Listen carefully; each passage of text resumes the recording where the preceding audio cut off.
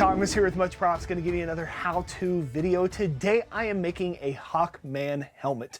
There have been a lot of people requesting this over the past couple of years, and I actually built one before I started YouTube. I made one out of cardboard. It was not necessarily my best of work, especially compared to my skills now as a maker, so I thought, why not challenge myself to see if I can do better? Now, when you dive into the world of superheroes, especially ones that have been around for a while, you start to realize that there are many iterations of their costumes throughout the years. And oftentimes I just get like overwhelmed with the amount of variations. So I thought, instead of trying to make it an exact one, I'm just going to pick and choose the parts that I like and put it all in one helmet. So I am going to make my own version out of Hawkman using several different references to go off of, and probably change my mind midstream. Yeah, let's make a Hawkman helmet out of foam. Let's get to building.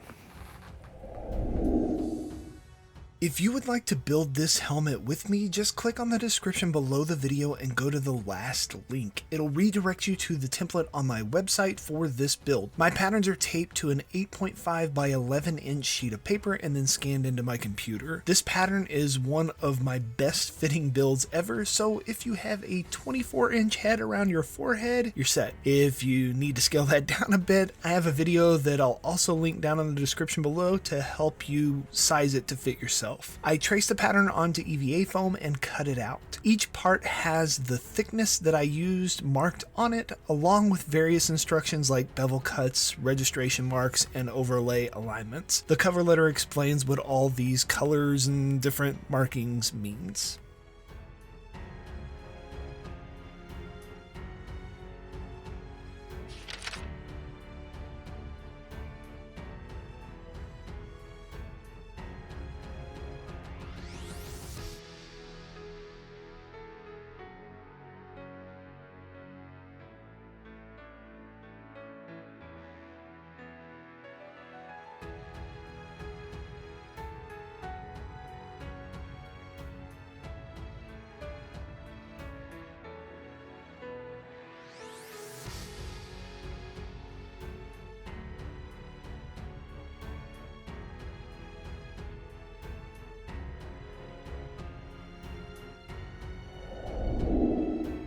You'll probably notice a change in some of these parts from the shapes or markings that they have on them in this video. Like most of my builds, this is a record of my first attempt at building it. I may need to make adjustments later to make it easier for those trying to build it after me. Typically, green highlights on my template are outward 45-degree angle cuts, blue highlights are 45-degree angle inward cuts, and red dotted lines are overlay placements. Angle cuts are just tipping the blade forward or backwards from the line you are cutting from, instead of cutting straight up and down or a 90-degree angle. If you struggle with locking your wrist and getting good straight cuts, there are various cutting tools out there that you can set an angle to and pull through. Do a search for foam angle cutters or mat cutters in a shopping search to find products.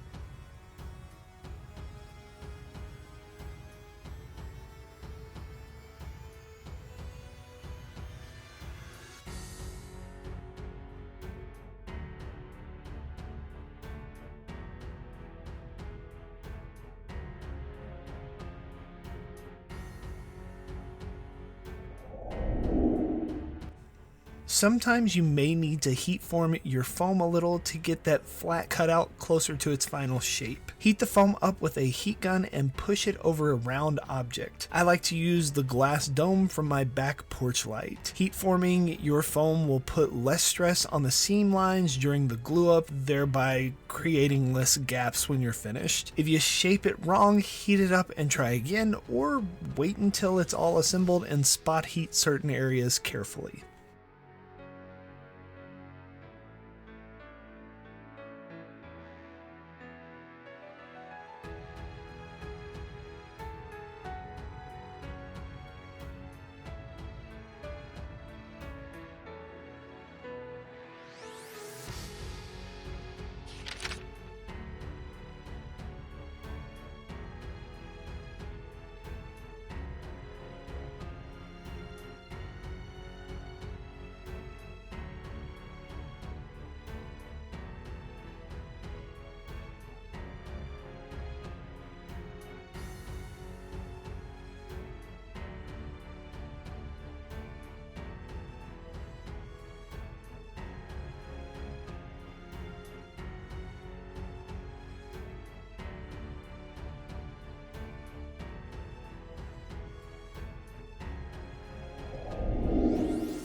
time for assembly. I like to start by gluing up the darts first. Those are the big V shapes that you see on my side pieces here. Generally, I like to glue up one half at a time and then do the other. I don't want my contact cement sitting for too long because it loses its tackiness. Once the parts are closed, I trust the registration marks to the adjacent places and slowly work my way across the pieces.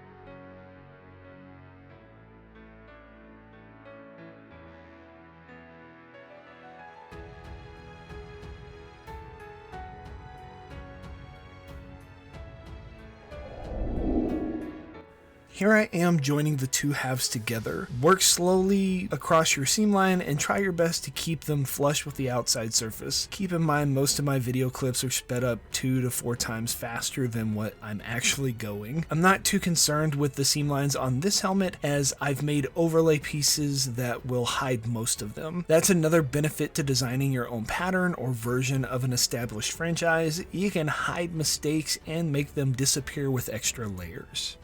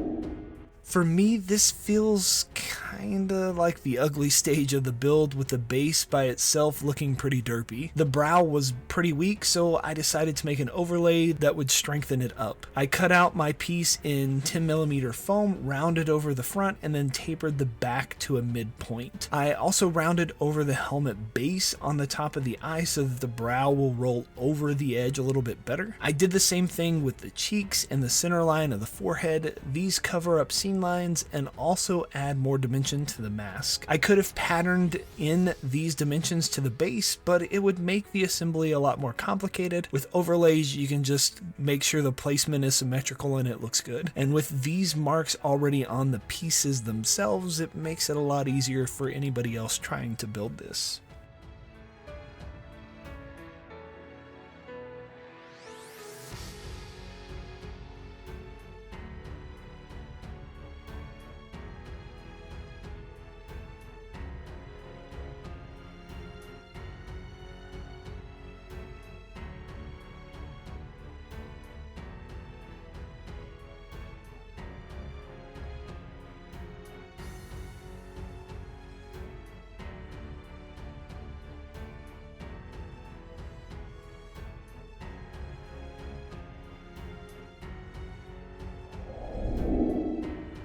I wanted the beak to have a bit more dimension also, so I added the nostril pieces and edge flares over the base, just like the previous step. I didn't like the transition of these bits once I got finished, but I'll fix those in a few minutes.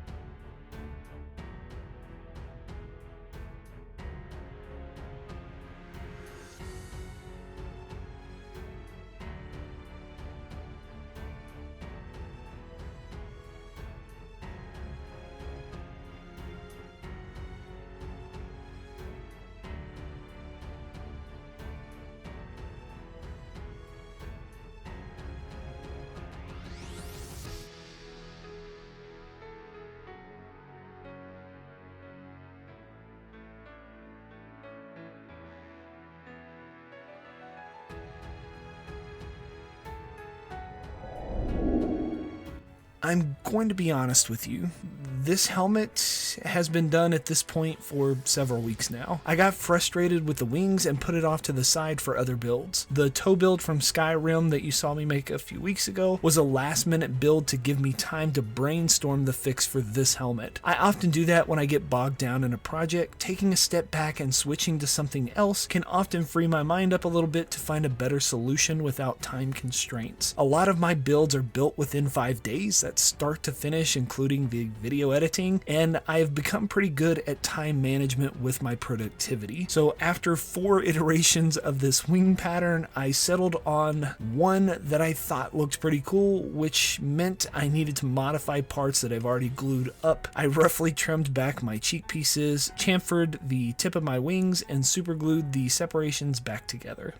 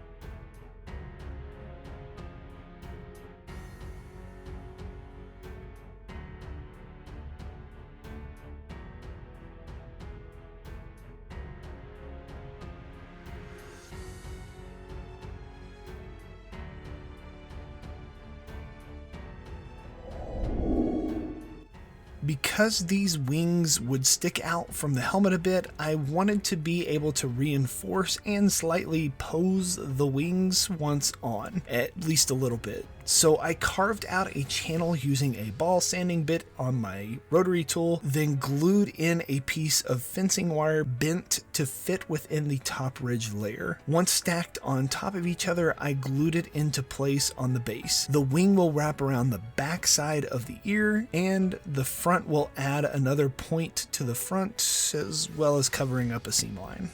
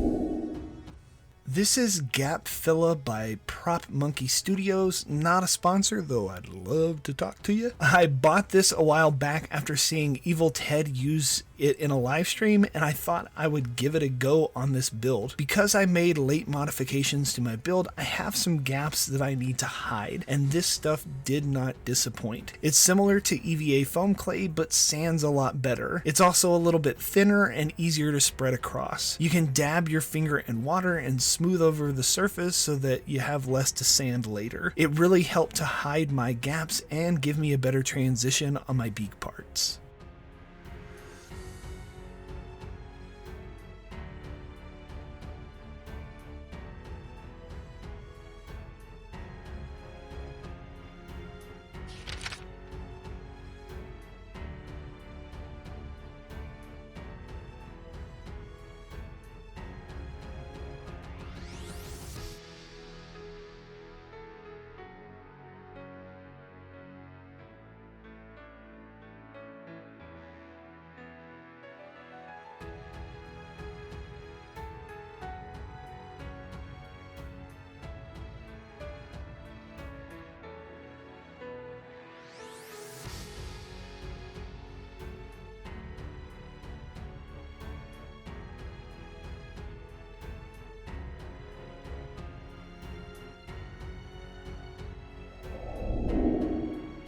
Battle damage time.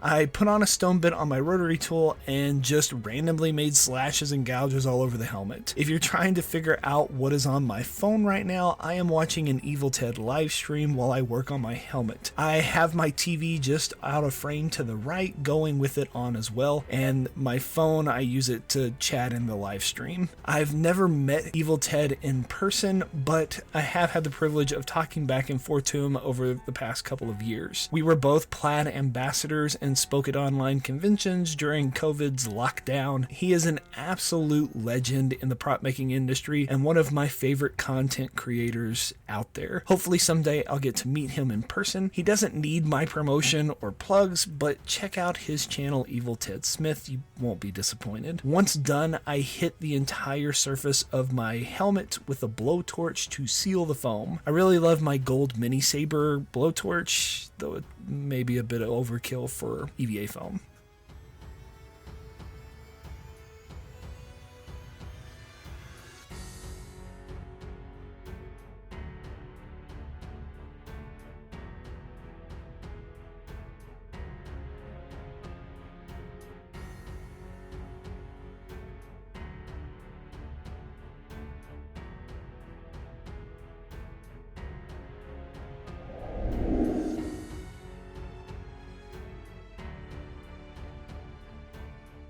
Two coats of Plastidip. The paint job is extremely simple on this one. There are lots of color variations over the years, but I wanted to make mine a bronzish color for the base and then bring in some gold tones to lighten it up, giving some color variation. On a few of the overlays, I hit the surface with an even lighter gold rub and buff.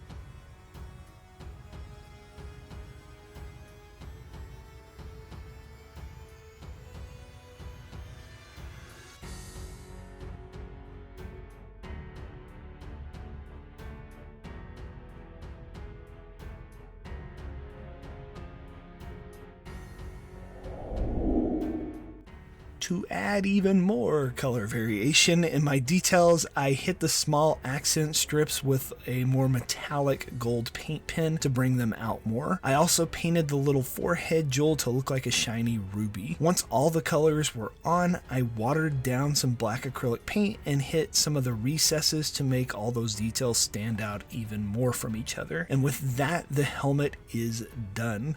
I hope you enjoyed this build and got some ideas to put your own spin on classic superhero designs.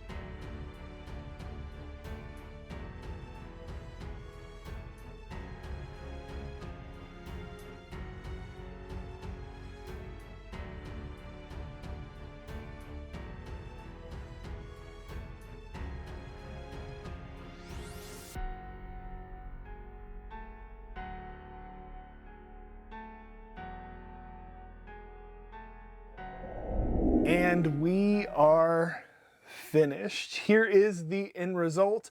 Overall, I think it turned out pretty cool. Definitely not an exact replica of any one particular Hawkman, but an amalgamation of multiple.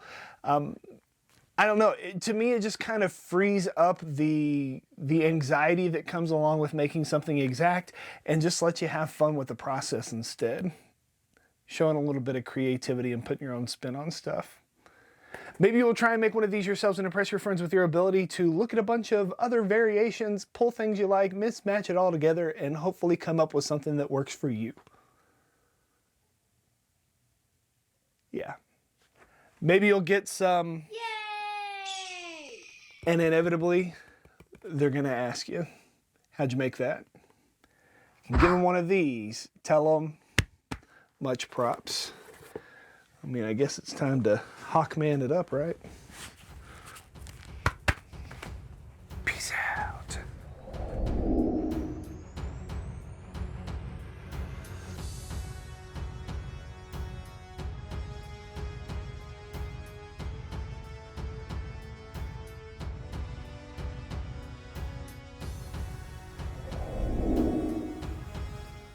If you enjoy what I do here on YouTube and you want to see more builds like this one, please consider joining these awesome people listed here with me over on my Patreon to build a bigger, better, more creative community together.